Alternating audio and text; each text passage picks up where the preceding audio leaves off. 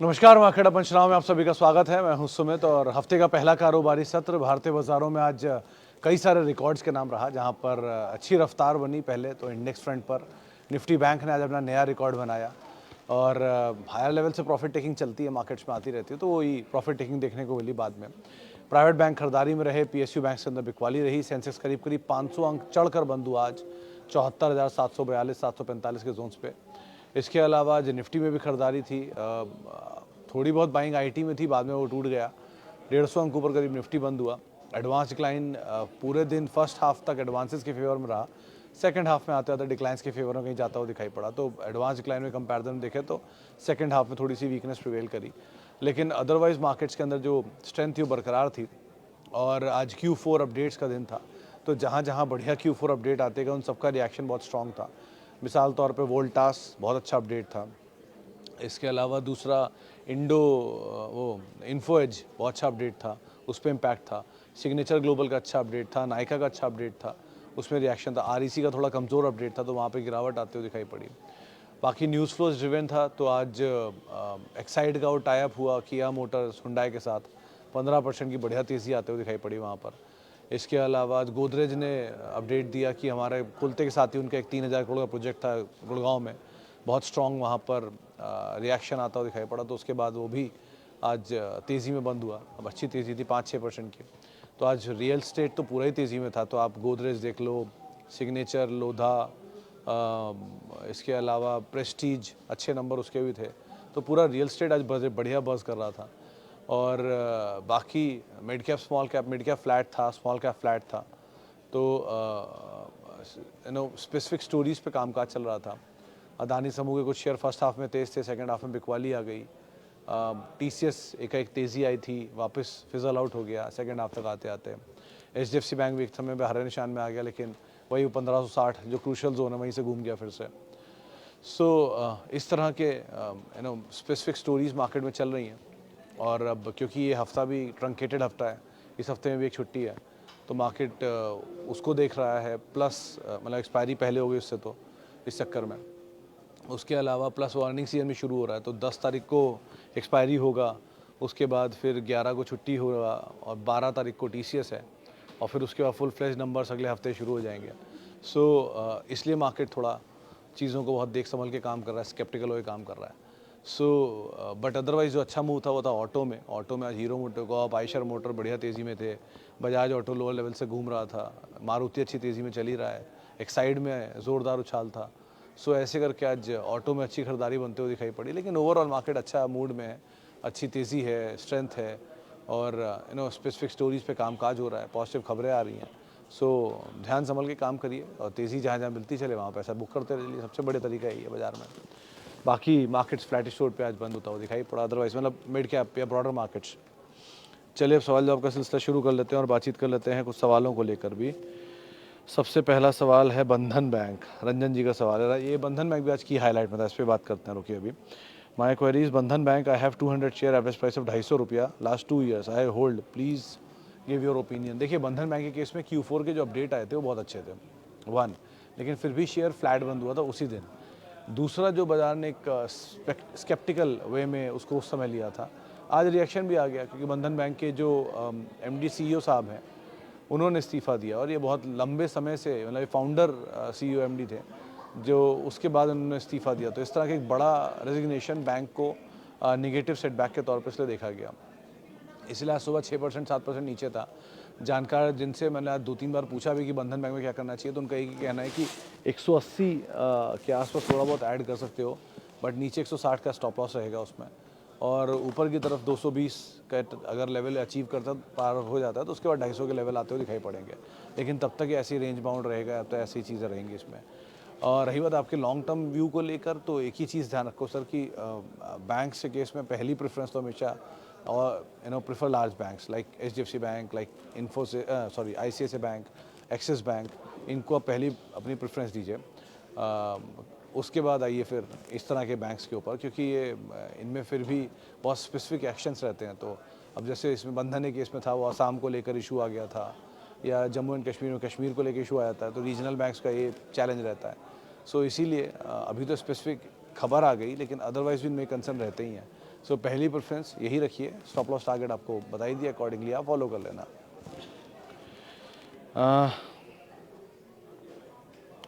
Good evening sir, D mart, P I, S R F all 20% profit निकल गए, निकल जाएं, कभी नीचे आ जाएं या होल्ड करें?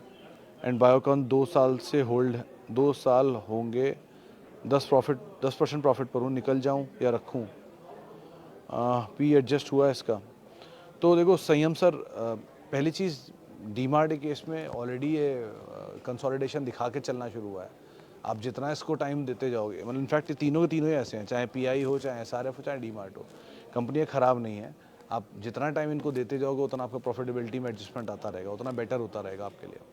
सो अगर आपका होराइजन यही है कि आपको 20% ही चाहिए था, then it is right in front of you, आप लेके निकल सकते हो, कोई इशू नहीं है। लेकिन अगर आपको लगता है कि नहीं अभी भी मुझे और चाहिए, अब और का कोई सीमा नहीं है, इसलिए आप अपने हिसाब से तय कर लो, और 120 भी हो सकता है, 1200 भी हो सकता है, और 12,000 भी हो सकता है, उसके कोई सीमा नहीं है। तो वो आप डिसाइड करो कि आपका वो एंड कहाँ हो रहा है।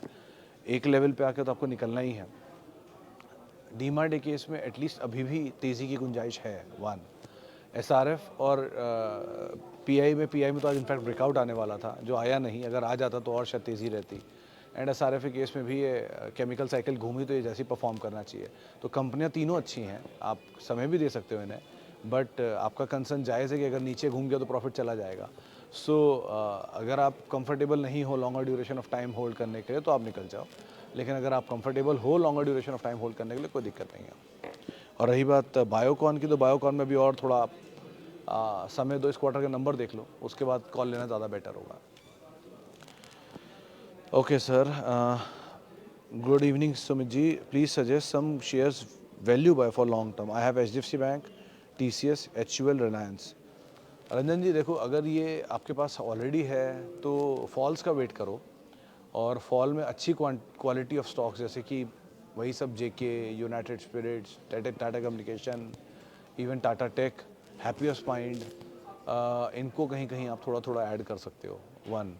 बट दो तीन चीज़ों का ध्यान रखना, एक क्योंकि आपने लार्ज कैप इकट्ठे कर लिए हैं तो ठीक है ये पार्ट, अब आप मिड कैप पे ही फोकस करना, वन। टू, आप ये चीज़ का ध्यान रखना कि ओवर एक्सपोज ना हो जाओ किसी एक सेक्टर की तरफ या एक ग्रुप की तरफ, जैसे अब टाटा ही टाटा भर लिया या अदानी अदानी भर लिया या बजाज बजाज भर लिया, ऐसा मत कर लेना। थोड़ा थोड़ा पिक एंड चूज़ करो, और एक ही सेक्टर में मत चले आना कि आईटी भर लिया या एफएमजीजी भर लिया। तो थोड़ा डाइवर्सिफाई करके रखना अपने आप को, और थोड़ा थोड़ा फॉल का वेट करो। जिस भी बड़ा जगह पे आपको बड़ा फॉल मिले उसका इस्तेमाल करके आप एंटर कर सकते हो। अब वो बड़ा फॉल का पर डेफिनेशन क्या रहेगा, जैसे अगर ये बंधन बैंक था, अगर इसकी जगह ये एक्सिस पे फॉल होता 6% का, तो एक सही तरीका होता है एंटर करने का। या क्योंकि बंधन में इसलिए नहीं बोल रहा हूँ कि बंधन, इंडिया बुल्स, यस बैंक, जी एंटरटेनमेंट, इनकी हिस्ट्री रही है कि इतने बड़े बड़े फॉल दिखाते हैं, और वो फॉल और तेज़ी का कोई रीज़न नहीं होता, किसी वजह से तेज़ी, किसी वजह से फॉल आते हैं।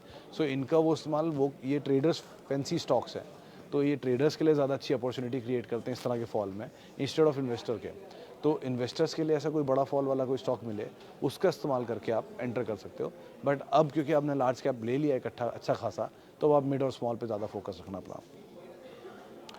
Right time to buy Zomato and Jio finance. देखो हर्ष सर, जोमेटो के केस में प्रॉफिटेबिलिटी का इंप्रूव होना इज़ इंपॉर्टेंट, वो धीरे धीरे हो रही है। मुझे इनफैक्ट अब नायका ज़्यादा बेटर लग रहा है, क्योंकि वैल्यूएशन वाइज थोड़ा महंगा भले ही है, लेकिन उसके नंबर्स हर क्वार्टर बाय क्वार्टर बेटर आ रहे हैं। पहले क्वार्टर में अच्छे थे, इस क्वार्टर में अच्छे हैं, इससे पहले वाले क्वार्टर में भी अच्छे थे, इस क्वार्टर के Q4 अपडेट अच्छे हैं।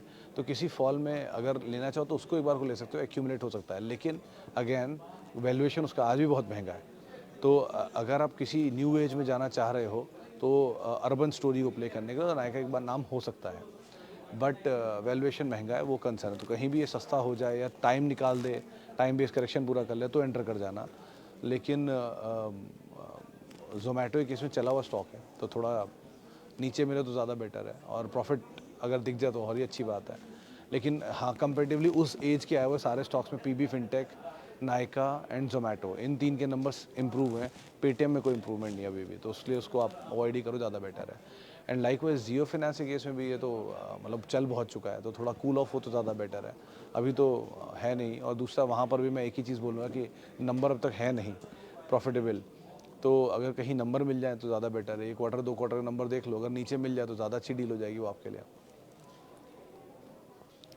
सर पीएसयू शेयर में इन्वेस्ट करूं as I am new in share market. Rhythm ji देखो, अगर आप पीएसयू में इन्वेस्ट कर रहे हो ना, तो उम्मीद ये रखना कि आपको डिविडेंड स्टोरी को ही प्ले करना है। जो पीएसयू की हाल फिलहाल की ज़ोरदार तेज़ी है, ये वंस इन अ वाइल मिली है। मतलब ये पिछले 15-1 साल में तो मैंने कभी नहीं देखी थी ऐसी तेज़ी जैसी इस बार होके गई है। एक 2008-9 में एक बार आई थी, उसके बाद दोबारा इतनी बड़ी तेज़ी नहीं थी वो भी।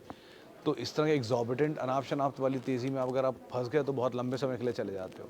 सो इस चीज़ का ध्यान रखना। सेफ खेलना है पीएसयू में तो कोल इंडिया जैसे स्टॉक, ओएनजीसी जैसे स्टॉक, एनटीपीसी जैसे स्टॉक, इनमें आप फिर भी जा सकते हो। क्योंकि कोल इंडिया में उस दिन पढ़ रहा था कि 400-500 रुपये का शेयर है, पिछले 10 साल में 250-300 डिविडेंड ही दे चुका है, तो ऑलमोस्ट आपके शेयर को फ्री कर देगा।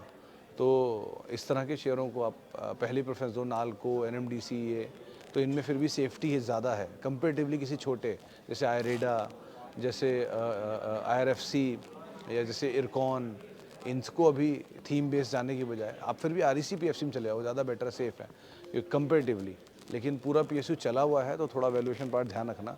और ये थोड़े महंगे हो भी चुके हैं। मतलब पीएसयू कभी महंगा नहीं होता, पीएसयू हमेशा सस्ता और बहुत सस्ता होता है। तो बहुत सस्ते से सस्ते की तरफ आ गए हैं कुछ, जैसे आरईसी पीएफसी 8-9 के मल्टीपल पर कर रहे हैं कामकाज। तो ये आम तौर पर 2 या 3 के मल्टीपल पे मिल रहे थे। सो अच्छी तेज़ी आई इसलिए 9 के मल्टीपल, 3 गुना होगा तो 9 के मल्टीपल पर आ गए। लेकिन कुछ तो बहुत ही अनाप शनाप महंगे हैं, उनको तो आप अवॉइड ही करना है। जैसे आयरेडा हुआ या आईआरएफसी हुआ, ये सब बहुत ज़्यादा महंगे हैं। ये भी सस्ते हो जाएंगे विद टाइम, जैसे जैसे इनकी अर्निंग इंप्रूव होती जाएगी। बट एज ऑफ नाउ बहुत पिक एंड चूज़ करने की ज़रूरत है, उस हिसाब से कॉल लेना। और अगर आप बिल्कुल ही नए हो तो बेस्ट है पीएसयू ईटीएफ लेके बैठ जाओ। क्यों इतनी मेहनत कर रहे हो, वो लेकर आराम से रखो, या फिर कोई पीएसयू म्यूचुअल फंड ले लो, वो ज़्यादा बेटर है। कंपेरेटिवली आपका पैसा एटलीस्ट सेव रखेगा वो। ओके, डीमार्ट हो गया, कोटक हो गया, आगे बढ़ते हैं जी। Sir I am a small SIP investor. I bought 33 share of ITC with an average of 210. Now the price is around 430. How do I move forward? Should I accumulate at the price further? I am in a fixed advice. तो जय रमन जी, अगर आप ITC आपको लग रहा है आपका चल चुका है और अब आपकी कॉस्ट से बहुत ऊपर जा चुका है, डबल हो गया ऑलमोस्ट, तो अब आपके पास एक ही चॉइस है कि आप TCS की SIP कर लो, या आप या HUL की SIP कर लो, या इवन टाटा कंज्यूमर की SIP कर लो। सेम क्वालिटी ऑफ स्टॉक को आप पिक कर सकते हो और उसकी SIP कर लो तब तक जब तक इधर ITC कूल ऑफ ना हो जाए या वो ना बढ़ जाए। तो आपके पास 2 FMCG हो गया, या 2 IT हो गया, या 2 HDFC बैंक हो गया, या ICICI बैंक हो गया। तो ऐसे मल्टीपल स्टॉक का एक बुके आपका तैयार हो जाएगा विद टाइम, जैसे जैसे आप SIP करते रहोगे। तो दूसरी सिचुएशन ये कहती है कि नहीं, अब मुझे ITC ही चाहिए, तो फिर आप ऊपर जाके लो, फिर आप ITC ही बाय करते रहो टिल द टाइम आपके पास एक सब्सटेंशियल क्वांटिटी ना आ जाए। क्योंकि आप ये एक्सपेक्ट कर रहे हो कि ITC यहाँ से 1000 रुपये हो जाएगा, तो आप 500 रुपये तक का एक डेडलाइन रख लो और ITC इकट्ठे करते चले जाओ कि मैं जो भी दाम मिलेगा मैं इकट्ठा करता ही रहूँगा, मुझे कोई फ़र्क नहीं पड़ता ITC का कहीं भी जाए भाव। सो वो डिपेंड करता है। अगर मान लो आप यहाँ से 20 साल के हॉराइजन के लिए ले रहे हो तो ITC 500 रुपये पे ही नहीं रुकेगा ना, वो वहाँ पर 1000 रुपये होगा, 2000 रुपये होगा, जो भी दाम होगा यहाँ से बेटर ही होगा। तो उस ड्यूरेशन में 500 रुपये क्या ही है, फिर तो आराम से आप ऐड करो, यहाँ से भी 4 गुना ऊपर ITC एक्सपेक्ट कर सकते हो। सो अगर आपका होराइज़न बहुत ही लंबा है, बहुत लंबे ड्यूरेशन के लिए जा रहे हो आप, तो आप क्वांटिटी इकट्ठी कर सकते हो। लेकिन अगर आपको लगता है कि नहीं, मैं मीडियम टर्म में हूँ और थोड़ा थोड़ा मैं सारे पोर्टफोलियो के शेयर चाहता हूँ, तो स्टॉप ITC एंड बाय कोई और ऐसा स्टॉक जो कि ITC जैसी कैपेसिटी रखता हो या कैपेबिलिटी रखता हो, जो पुराना हो, एक स्टेबल मैनेजमेंट हो, अच्छा प्रोडक्ट प्रोफाइल हो, प्रॉफिटेबल हो, डिविडेंड पेइंग हो। ये 4-5 चीज़ें याद रखो। इन 5 चीज़ों में जो फिट होता है उसे ले लो। मोटे मोटे इवैल्यूएशन में रिलायंस है, TCS है, HDFC बैंक है, टाटा केमिकल है, टाटा कम्युनिकेशन है, टाटा कंज्यूमर है, इवन DLF है, डिविडेंड DLF पता नहीं, इवन DLF भी है वैसे इसमें। बाकी ऑटो से हीरो मोटोकॉर्प है, बजाज ऑटो है, TVS नहीं बोलूँ बहुत महंगा है वो, आयशर भी थोड़ा महंगा हो चुका है वैसे। इवन तो इस तरह के अलग अलग अच्छी क्वालिटी के स्टॉक इकट्ठे करते रहो, धीरे धीरे 2 SIP 4 SIP। अब आपका एक क्या इसमें ये भी दिख रहा है मुझे कि आपने छोटे डिनोमिनेटर का स्टॉक ढूंढ रहे हो, तो सर अब वो ITC है, SBI है, इनको आप देख सकते हो एक बार को फिर भी। ओके, कॉनकॉर में फ्रेश एंट्री कर सकते हैं, मेरे ख्याल से कर सकते हो सर, बट यहाँ नहीं, थोड़ा और नीचे है, आज तो 2-2.5% ही टूटा था। ये कहीं अगर और नीचे मिल जाए तो एक ज़्यादा अच्छी डील बन जाएगा कंटेनर कॉर्प। वैसे कंपनी ख़राब नहीं है और बहुत स्टोरी पीएसयू की इसमें बाकी भी है अभी भी, तो अगर नीचे मिल जाए तो आप एंटर कर सकते हो। बट ये ध्यान रखना है कि आपको जो स्टॉप लॉस रखना है वो जो रिसेंट लो कंटेनर कॉर्प ने हिट किया था उसको एक स्टॉप लॉस लेना, 830 था शायद वो, तो वो 830 या 825 के आसपास स्टॉप लॉस लेके आप आराम से बने रह सकते हो उसमें। Good afternoon, Sumit ji. I have Hindustan Zinc average price of 320 holding nearly from 1 year. Now it have crossed my buying price. Detail news why is running and what to do in future. देखो शुभ्रजीत जी, metal space में शायद ये माना जा रहा है कि अब थोड़ा सा जो साइज़ है वो स्टेबल हो गया है। वैसे तो आपको इसलिए बता दूं कि हिंदुस्तान जिंक जो है वो सिल्वर का लार्जेस्ट प्रोड्यूसर है इंडिया का, और सिल्वर प्राइसेस क्योंकि भाग रहे हैं तो बाजार एक्सपेक्ट कर रहा है कि इनके नंबर इस बार के बहुत अच्छे आते हुए दिखाई पड़ेंगे, रियलाइजेशन बहुत अच्छा होगा। जो लोग उदयपुर या इस साइड पे रहने वाले हैं उनको हिंदुस्तान जिंक के बारे में ज़्यादा बेहतर समझ में आएगा, क्योंकि वो लोग देखते हैं इनकी सिल्वर माइंस एंड ऑल, और उनको पता है किस तरह का स्केल है इस कंपनी का। सो ये कंपनी वैसे अच्छी है, एक बढ़िया कैश काऊ है, एक अच्छी कैश जनरेटिंग मशीन है वेदांता ग्रुप की, बट और ये अभी चलने की वजह इसके सिल्वर के प्राइसेस बाकी मेटल प्राइसेस हैं, तो आप होल्ड कर सकते हो। और इस क्वार्टर के नंबर या अगले क्वार्टर के नंबर और बेटर होने चाहिए अगर सिल्वर की तेज़ी ऐसी रहती है तो।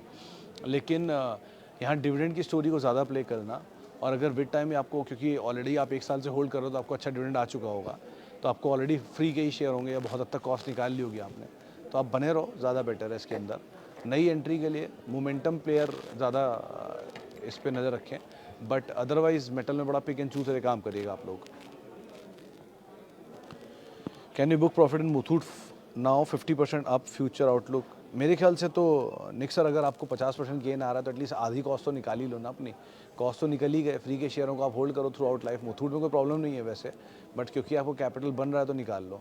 आईजीएल के केस में भी अभी कल परसों एक शो मैंने किया था फ्राइडे को, तो एक गेस्ट हमारे बोल के गए थे कि आईजीएल में आप लॉन्ग जा सकते हो, अच्छे अपसाइड खुल सकते हैं वहाँ पर। But again on the table अगर पैसा दिख रहा है और आप थोड़े भी स्केप्टिकल हो तो आप तुरंत पैसा बुक करो। मतलब मनी, आप पेपर के करोड़पति किसी काम के नहीं हो जब तक एक्चुअल में ना बन जाओ। सो थोड़ा थोड़ा पैसा एटलीस्ट निकालने में कोई हार्म नहीं है, निकाल लो, ज़्यादा बेटर है। ओके जी, आगे बढ़ते हैं। United Spirits to buy now. Mittal साहब, थोड़ा देर नहीं हो गया? 740 750 से मैं बोल रहा हूँ स्टॉक, 1172 इसका शायद ऑल टाइम हाई है, और 1148 1149 आज का क्लोज, आज भाव देख रहा था मैं सुबह। सो ऑलरेडी आपकी मतलब जो लेवल थे वहाँ से तो ये 400 450 रुपये ऊपर आ चुका है। स्टिल आई विल से कि इफ़ इन केस आपको लगता है कि नहीं अभी भी बहुत जूस है जो है इसमें एक्चुअल में, तो एक्यूमुलेशन शुरू करो। आप ऐसा कर सकते हो कि अगर आप मान लो 100 शेयरों की कैपेसिटी रखते हो तो 40 शेयर या 30 शेयर यहाँ लेके रख लो, और विद एवरी फॉल आप थोड़ा थोड़ा थोड़ा थोड़ा ऐड करते जाओ, और जहाँ स्टीप फॉल आने शुरू हो वहाँ और बड़ी बड़ी क्वांटिटी ऐड करते चले आना। लेकिन पहला लॉट बड़ा इसलिए बोला है कि ताकि आपको ये रिग्रेट ना हो यहाँ से चल जाए तो भी मेरे को मिला नहीं, और इसलिए बोला है पहला लॉट बड़ा कि अगर कभी नीचे मिलेगा तो आप एवरेज बहुत डीप तक कर पाओ, तो थोड़ी थोड़ी क्वांटिटी में करते चले आना ताकि आपको आप एक्यूमुलेट कर पाओ स्टॉक को आराम से। लेकिन अभी ये स्लो एंड स्टेडी है, इट विल मूव फर्दर, तो अच्छी कंपनी है इन टोटल, आप देख लो चाहे तो। Tata Motors and PNB right time to buy? मेरे ख्याल से PNB is safe Anurag ji comparatively Tata Motor के। टाटा मोटर ऑलरेडी बहुत चला हुआ शेयर है, इनफैक्ट वहाँ तो प्रॉफिट बुक करना ज़्यादा बेटर है, क्योंकि उधर वो डीमर्जर की स्टोरी आ जाएगी, और जैसे डीमर्जर की स्टोरी हुई, मतलब वो पीवी और सीवी कारोबार अलग अलग हुआ, वैसे ही ये कंसोलिडेशन चला जाएगा, कॉर्पोरेट एडजस्टमेंट हो जाएगा उसके बाद, तो उसके बाद जाना चाहिए इसको एक उसमें कंसोलिडेशन में, और फिर वो आपका पेशेंस तोड़ेगा कि चल नहीं रहा चल नहीं रहा चल नहीं रहा। सो बेटर इज़ कि थोड़े समय के लिए अगर आपको देख रहे हो तो PNB is a safer bet comparatively. 10 साल में चला भी नहीं है पीएनबी, उसी भाव पे खड़ा है जहाँ था 10 साल पहले। सो इन दोनों में ये ज़्यादा बेटर बेट है कंपेरेटिवली। दो टाटा मोटर ख़राब कंपनी नहीं है, बट नीचे मिल जाए तो फिर एक अच्छी डील हो सकती है आपके लिए। So sir, I am planning to buy था, कहाँ गया जल्दी मैसेज। I am planning to buy gold ETF, so many question, which ETF is good और holding long term? Should I buy gold B's and under Nippon Mutual Fund buy, but Nippon Mutual Fund is owned by Reliance Capital. Is it good to invest directly in Reliance Capital or I'll buy? नहीं एक second दास साहब, एक second, बहुत सारी चीज़ें इसमें गड़बड़ है। पहली चीज़, रिलायंस कैपिटल नहीं, Nippon is owned bye Nippon, ठीक है वो। और ये सब रेगुलेटेड बाय एमफीज होते हैं, कोई भी mutual fund is owned by regulated by AMFI होता है, तो उसका कोई लेना देना नहीं होता किसी कॉर्पोरेट घराने से। अगर लेना देना भी होता है तो उनके पास पर्याप्त वो लोगों की पूंजी को संभाल कर रखते हैं। और रही बात अगर आप निपॉन नहीं भी लेना चाहते तो बहुत सारे और गोल्ड ईटीएफ हैं। गोल्ड ईटीएफ लेने में कोई हार्म नहीं है।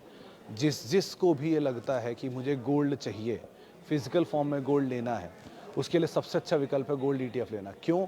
अगर आज मान लीजिए जैसे मैं गोल्ड को 8,000 से देख रहा हूँ, मान लीजिए 8,000 रुपये तोला उस समय था 10 ग्राम, तो 800 रुपये का उस समय ईटीएफ होता था। और मुझे याद है आज भी कि ईटीएफ था उस समय, वो बेंचमार्क 20 के नाम से होता था। तो गोल्ड ईटीएफ 800 रुपये पे अगर वो ईटीएफ मान लीजिए एसआईपी की होती मैंने, तो आज उसका जो भी दाम है मतलब 70,000 तो 7,000 रुपये होगा, या जो भी वट एवर प्राइस होगा 6800 होगा या 7,000 होगा। तो विद टाइम वो एसआईपी कहीं 3, 3,500, 4,000 रुपये होगी। वो एसआईपी बढ़ते अगर इस दाम पर आपका पर यूनिट गोल्ड बैठ रहा है, यानी 3,500 रुपये, 4,000 रुपये पर यूनिट यानी पर ग्राम, तो आपका 35,000 रुपये तोला बैठता है। तो आज की डेट में अगर आपको गोल्ड फिजिकल में चाहिए भी तो आप बेचने जाएंगे तो आपको वैसे ही प्रॉफिट या गेन मिलेगा। 1, 2, आप क्योंकि 24 कैरेट बेचेंगे और 22 कैरेट की ज्वेलरी खरीदेंगे तो आपको वैसे ही बड़ा एज मिलेगा। जो ईटीएफ आप खरीदते हो वो 24 कैरेट गोल्ड का होता है, और जो आप बाज़ार में खरीदने जाते हो वो 22 कैरेट होता है। और अब अर्बन गोल्ड ज्वेलरी जो होती है वो 18 ही कैरेट की होती है, क्योंकि वो होल्ड नहीं कर पाती डायमंड को। तो इसीलिए आपके लिए एडवाइस यही है कि अगर आप ईटीएफ करना चाह रहे हो अपने बच्चों की शादी के लिए, आपको पता है 10 साल बाद शादी है, सोना देना पड़ेगा, तो आज से आप गोल्ड ईटीएफ की बाय शुरू कर दो। हर महीने 1 ईटीएफ, 2 ईटीएफ, 4 ईटीएफ, जो आपको सही लगता हो। विद टाइम आपके पास एक सब्सटैंशियल क्वांटिटी ऑफ ईटीएफ हो जाएगा। उसको रिटर्न के परिवेश में ना देखें, उसको गोल्ड खरीदने के परिवेश में देखें, और आगे चल के उस गोल्ड को आप फिजिकल फॉर्म में कन्वर्ट करके आगे देना चाहते हैं उस परिवेश में देखें। इस तरीके से देखेंगे तो ज़्यादा बेहतर होगा और एक अच्छा विकल्प है। आप फंड की चिंता ना करें कि ये निपॉन है या कौन सा है, कोई भी गोल्ड ईटीएफ जो आपको दिख रहा है जिसके चार्जेस कम लग रहे हैं आप उसे ले लीजिए, कोई दिक्कत नहीं है। इंडिया बुल्स रियल, सर इसमें कुछ कुछ चीज़ें तो चेंज हुई हैं। फंड आ गए नए, नाम बदल रहा है, फंड रेज हो रहा है, बड़े बड़े नाम आ रहे हैं। सो चीज़ें तो बेटर सुन रहा हूँ मैं इसके अंदर, बट अगेन ये पुराना बहुत इसने लोगों को लॉस दिया है। So I will say one thing कि अगर आप अब एंटर करो ना तो अब 120 का स्टॉप लेके आप होल्ड करना। 115 वर्स्ट केस की सिनेरियो में आपका स्टॉप लॉस होगा और उसको होल्ड करना उस हिसाब से। अगर ये चलता है तो कैरी करते चले जाना स्टॉप लॉस को, अगर नहीं चलता है तो आप निकल जाना 115 रुपये, 120 रुपये के अराउंड। सो अब स्टॉप लॉस साथ ही आप कैरी करना ज़्यादा बेटर है, क्योंकि इसका पुराना ट्रैक रिकॉर्ड बहुत ख़राब है। अभी खबरें अच्छी हैं इसलिए अभी तो आप होल्ड करो। अदानी पावर डबल्ड, कैपिटल निकाल देना, should I trail profit? Arun ji देखो, कैपिटल तो निकाल ही लो अदानी पावर में, दो ये वैल्यू है, सस्ता है अभी भी बहुत, लेकिन एटलीस्ट पूरा नहीं तो एक चौथाई कैपिटल तो निकाल ही लो। बचे हुए को और होल्ड करो, यानी 3/4 पैसे को अपने आप और होल्ड कर सकते हो। तो 100 रुपये लगाया, 25 निकाल लिया, 75 को होल्ड करो, और जैसे जैसे आगे बढ़ता जाए और यहाँ से डबल हो जाए तो बचे हुए 25 को भी निकाल लेना और बाकी फ्री के शेयर को छोड़ देना। ऐसे कर लो, ज़्यादा बेटर है। तो एटलीस्ट अब कैपिटल सेफ है 1, 2, आपने जो ग्रोथ स्टोरी है उसको भी प्ले कर लिया, ये भी एक वजह हो सकती है, तो उसको भी आप आधार मान सकते हो। चलिए फिलहाल अब इतने सवालों को शामिल करूंगा, माफ़ी उन सभी लोगों से इनसे बातचीत नहीं हो पाई, और बहुत बहुत शुक्रिया उन सभी लोगों का जिन्होंने सवाल पूछा। आपसे मुलाकात होगी भी थोड़ी देर बाद फिर 5:30 बजे। आप मेरे साथ जुड़ सकते हो @सुमित रिसर्च मेरा ट्विटर हैंडल है, सोशल मीडिया हैंडल्स हैं। और किसी भी निवेश से पहले अपने वित्तीय सलाहकार की राय आप ज़रूर ले लें, और CNBC आवाज़ के यूट्यूब, फेसबुक, इंस्टा हर पेज पर आप हमारे साथ जुड़ सकते हैं। तो आप बने रहिए वहाँ पर भी। फ़िलहाल के लिए इतना ही, नमस्कार।